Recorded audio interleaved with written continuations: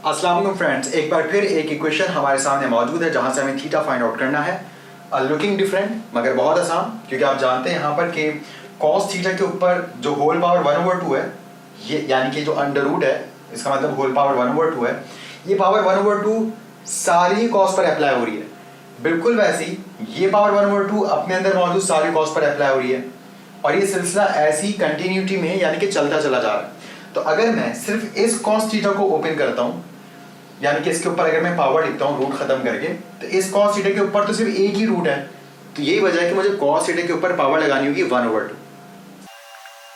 फिर अगला कॉस, जाहिर सी बात है, इस कॉस के साथ मल्टीप्लाइंग फॉर्म में है, तो मैंने इसी के साथ एक और कॉस भी लिख दिया।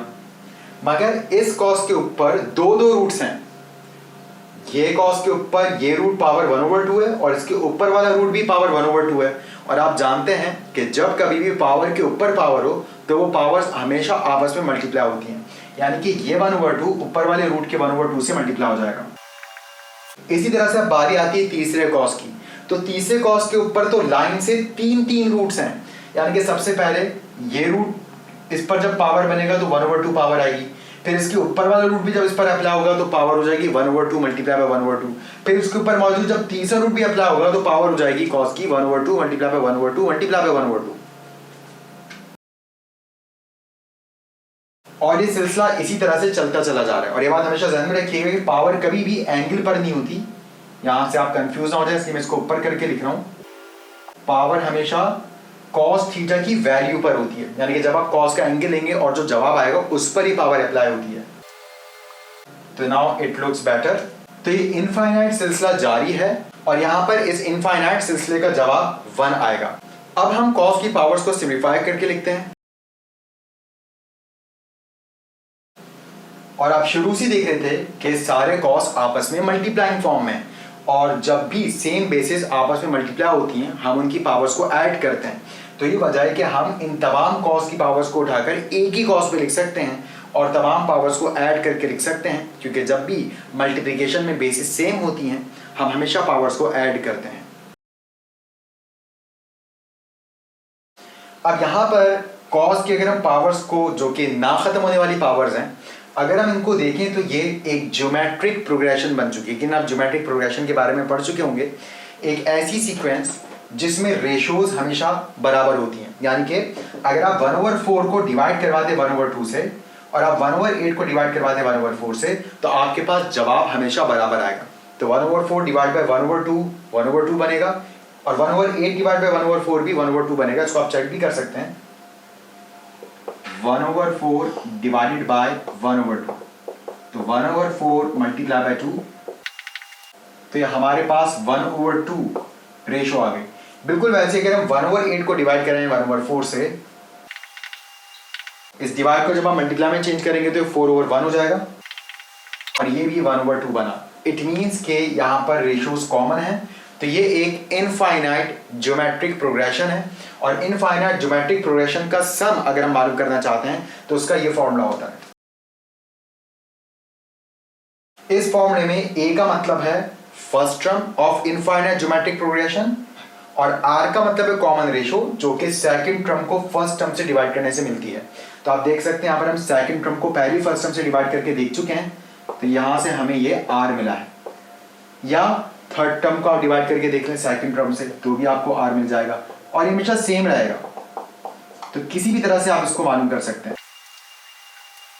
तो अब हम आर की जगह 1/2 पुट कर सकते हैं, हम ए की जगह भी 1/2 पुट कर सकते हैं, और देखते हैं कि हमारे पास क्या रिजल्ट आता है।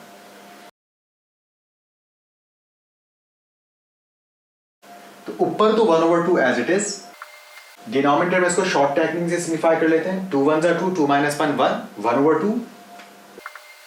न्यूमरेटर में भी 1/2 है, डिनोमिनेटर में भी 1/2 है, 1/2 से 1/2 कैंसिल, और हमारे पास s इंफिनिटी 1 के इक्वल आ गया। मगर जो s इंफिनिटी था, सम ऑफ इनफाइनाइट ज्योमेट्रिक प्रोग्रेशन, ये तो असल में cos की पावर थी।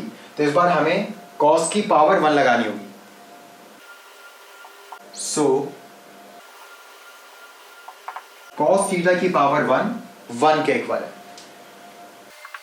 उसके बाद cos वहां पे जाके cos इनवर्स ऑफ 1 हो जाएगा, और आप जानते हैं cos इनवर्स ऑफ 1 0 डिग्री होता है। और आप ये बात अच्छी तरह से जानते हैं कि 0 डिग्री या 0 रेडियन एक बार फिर बॉर्डर लाइन पर मौजूद है, और बॉर्डर लाइन पर हमारे पास जब भी एंगल आता है वो 180 डिग्री पर ही जाके रिपीट हो सकता है। लेकिन cos 0 तो 1 के इक्वल होता है, तभी तो cos इनवर्स ऑफ 1 0 रेडियन आया। लेकिन अगर आप cos 180 डिग्री लेंगे तो आपके पास 1 नहीं आएगा, बल्कि आपके पास -1 आएगा, क्योंकि आप देख सकते हैं ये जो 180 डिग्री की पोजीशन है ये सेकंड और थर्ड क्वाड्रेंट की बाउंड्री है, और सेकंड और थर्ड दोनों ही क्वाड्रेंट्स में cos नेगेटिव होता है। यही वजह है कि cos 180 नेगेटिव 1 आता है, मगर cos 0 पॉजिटिव 1 आता है, क्योंकि 0 डिग्री फर्स्ट और फोर्थ क्वाड्रेंट की बाउंड्री है, और इन दोनों ही क्वाड्रेंट्स में cos पॉजिटिव होता है।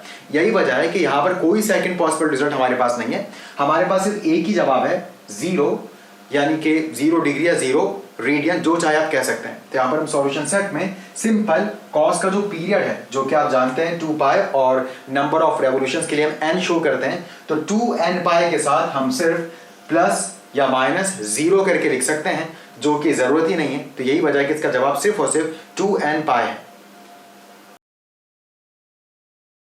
और आप चाहें तो इसको चेक भी कर सकते हैं, अगर नंबर ऑफ रेवोल्यूशन 0 हैं, n की जगह आप 0 पुट करेंगे तो हमारे पास आ जाएगा 0 रेडियन। बिल्कुल वैसे जब आप n की जगह 1 पुट करेंगे तो हमारे पास आएगा 2 पाई। 2 पाई का मतलब है 360 डिग्री। 360 डिग्री अगेन हम यहाँ पर वापस आ गए।